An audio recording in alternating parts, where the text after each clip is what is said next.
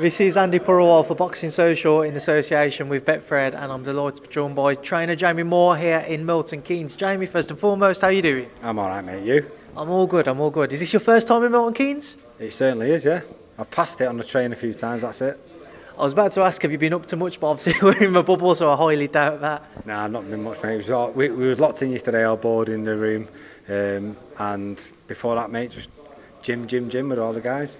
Let's go back to yesterday first and foremost. Obviously, one of the camp, Stephen Ward, victorious, and his debut at cruiserweight. What did you make of Stephen's victory last night? Yeah, I thought it was good. I thought first round he took too many chances a little bit, settled in nice in the second round. His jab was great. He was composure. Just told him to get some rounds in the belt. Don't rush it. Don't make any stupid mistakes. It's a big jump, £25 up to cruiserweight, but he looked a bigger guy in there, and I know it's the best division for him. I know we'll suit him much better. I wish I'd have done it 3 years ago, because it takes time to adjust and fill out into it. But he's that big, it won't take him as long as it would somebody else. So we'll probably get him another fight, an 8-rounder, say, and then we'll look for what's available title-wise. Just on the weight front, how did you find this camp trying to help him adjust to the weight and manage how he should kind of move up? And to be honest, I didn't have massive involvement in it. Two reasons why I wasn't too concerned. One, because of the size of him. He was basically a cruiserweight boiling down to light heavyweight, which is madness when you think about the gap in between the two weight divisions. Secondly, he's trained in Belfast because of the situation with the quarantining and stuff, and financially, he had to do a bit of work and stuff like that. So he's trained with his old amateur coach Paul Johnson for this camp. Sparred with Tom and McCarthy. I was in contact with him, and just they was checking in, just letting us know what was going on. And obviously I trust Paul, because I know the history they've got with each other, and he's a great coach himself. So he only came over to us literally before fight week for the last sharpening up. But we've got 3 years under our belt, and we knew the sort of tactics to set out. Basically, Stephen Ward, I think Barry Jones was bang on in the commentary last night. Stephen's very good at what he does, and he shouldn't really veer away from that. It's going to be difficult to beat if he sticks to his boxing. Doesn't try and be too adventurous, try and go in there, try and knock people out. When he sticks to his boxing, creates that distance with his feet, gets you on the end of a jab, he's so hard to break down and beat.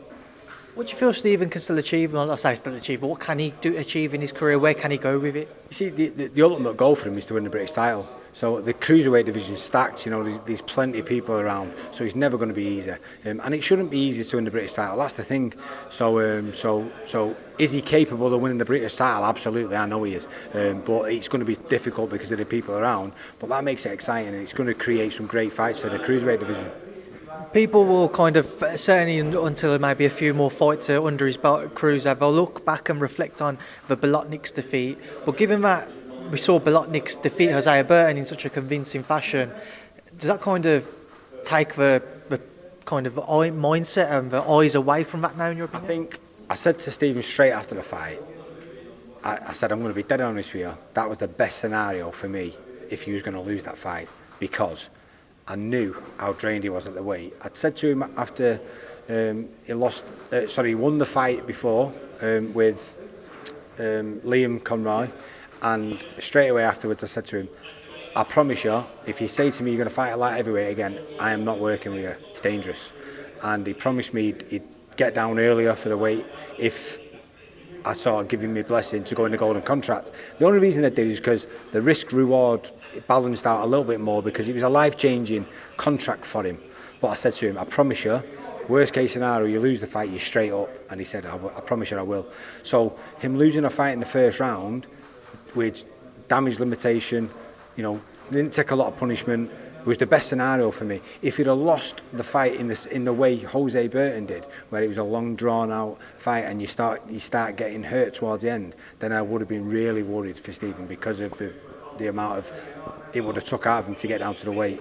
So I probably wouldn't have let it get that far. That's the thing. I would have been really keeping my eye out to make sure I looked after him. So he's much safer at cruiserweight, but that in itself brings more dangers because of the size difference. But he's so much more suited to it, and his punch resistance, I believe, will be much better because he's sturdier. He's not weak in his body, and I think it's going to be some exciting fights over the next 12-18 months for him. Just move away from Stephen on to the two people you've got in fight camp, or matchroom fight camp this week. Start off with Chantelle Cameron, her WBC world title shot against Adriana Araujo. Talk to me about that one, Jamie. You've got a smile on you. As I said to Akib, I was told how to pronounce her last name. Talk to me about that one. I know we touched on it in the gym last week, but since then, when you look at Chantelle, what do you see? Do you see kind of a different mentality to what you have throughout her career to this point, or? Yeah. I think she's got a spring in her step. Same as Akib, actually. The both of them, it's been good because they've been in camp together, so they've bounced off each other. But she really has got a spring in her step, which you'd imagine, you'd anticipate with a world title shot. But she's always been real dedicated. That's nothing new, but she seems to have gone up a gear.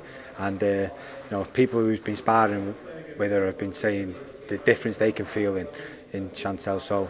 I don't think this is a natural weight. I think she's a lightweight, but we had to do this to create opportunities for her because we were struggling. Katie Taylor's the top dog at lightweight, and we were sort of getting the impression we wasn't going to get that opportunity. So we had to look elsewhere, and this is where it's led us to. So, potentially she might move back down after this, but we'll see what happens. But she's in great form, and I'm expecting a real big performance from her.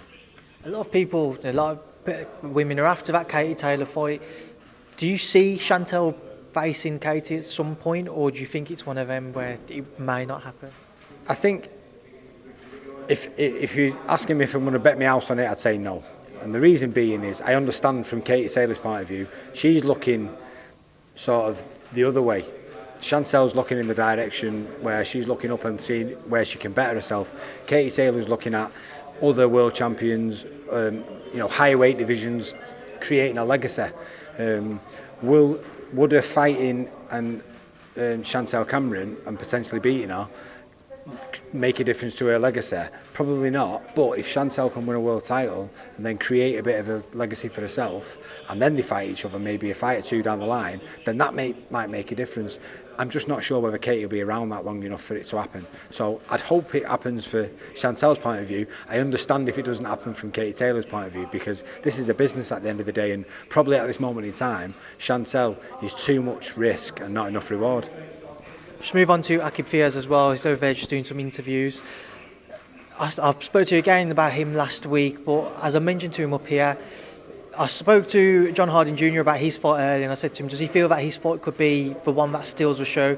Given the background behind Akib's fight with Kane and the fact that the first one was cancelled, do you feel that this bout could be the one which kind of takes the limelight on Sunday?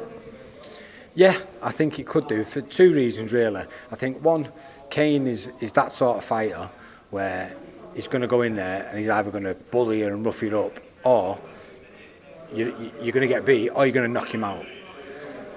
And that's happened in the past because he's fought a higher weight division against big punchers. On paper, Akib's not a big puncher, and he's coming down into a more natural weight, so that Kane said he's more natural to. So Akib, a combination of Akib being not a puncher and him coming down a weight, says that Kane should have much more success at this weight. The difference for me is Akib punches harder than his record suggests, and his ring generalship and his ring craft, no one even knows about him yet really. He's only had 5 fights, and people talk about Kane being more experienced, but it's okay being experienced, but experienced of what? What have you experienced? I mean, it's like you could say I've been a fighter for 5 years, but you've not fought anybody. I know he's fought good people. What I'm saying is, he's fought people and been experienced, but he's lost. That's not good experience. That's bad experience. Akib's got great experience in the amateurs, but more importantly, since he turned pro 18 months ago, he's had so many good rounds with world-class fighters, and he's learned his ring craft, and the way he controls himself and controls other people in the ring and looks after himself He's improved so much, even since the fight got cancelled last time, which is scary, and that's only a testament to his dedication. So I know Kane's going to bring up heat for him, and I know he's going to jump down his throat. The thing is, Akib will have all the tools to be able to deal with it, and of course he'll be in uncomfortable situations. This is the reason I've took this fight because I don't want him comfortable. I know Akib has got the potential to be a world champion. If I give him easy fights, he's going to go backwards. He's going to become comfortable or become overconfident, and I don't want that. I want him to be on the ball, I want him to improve, and I want him to fight people like Kane and beat people, because my prophecy on this one is Akib will beat Kane. It'll be a great fight for the fans, and then afterwards Baker will go on and beat people, because people will underestimate him on the performance of Akib. That won't be down to Kane, that'll be down to Akib. So I like Kane. I think his attitude's great, and I wish him all the best. But on Sunday, I feel like he's going to get in there with a fighter. He's going to be really surprised when he gets in there.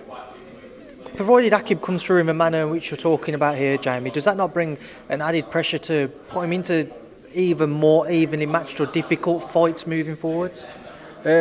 Not more difficult fights. I'd say at least keep him at the same sort of level, and that's what I want for him. And the reason being is, like I've just said, I don't want him going backwards.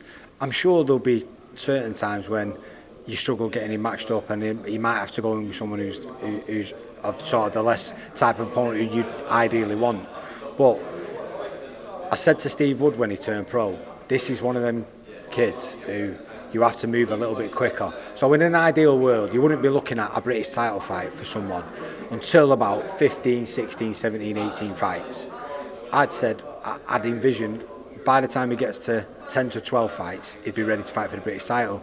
So that's not fast tracking someone, that's just moving him at the speed that they should be moved at. So too many people protect themselves, and then it has the opposite effect. It happened with me. I boxed 12 people who I should have beat, and then had this idea in my head that I was going to walk through everyone. And then when I couldn't walk through Scott Dixon because he dug his heels in and fought back, I come unstuck because I didn't really know what to do after that. So I'm really conscious with my fighters that they don't get lulled into that false sense of security, because it's not good for you. I took great lessons for it, and it made me a better fighter in the long run, but I'd rather them learn the lessons in the gym and learn about how to cope with different things like that, so then put them into practice in a fight. And that's what I feel like Akib will do on Sunday. I feel like he's going to be asked questions, but I feel like he would have learnt the answers in the gym rather than the tougher answers in a fight on the night, and you lose a fight and then you have to go away and regroup. So, but it's going to be a good fight. It's going to be an exciting fight. Jamie, we will leave it there now, and we'll leave you to go and join your fighters and the activities that they've got going on throughout the day. Well, we'll catch up with you later on in the week. Thank you for your time as always at Vegas Beats Boxing Social. No worries, pal. Thanks.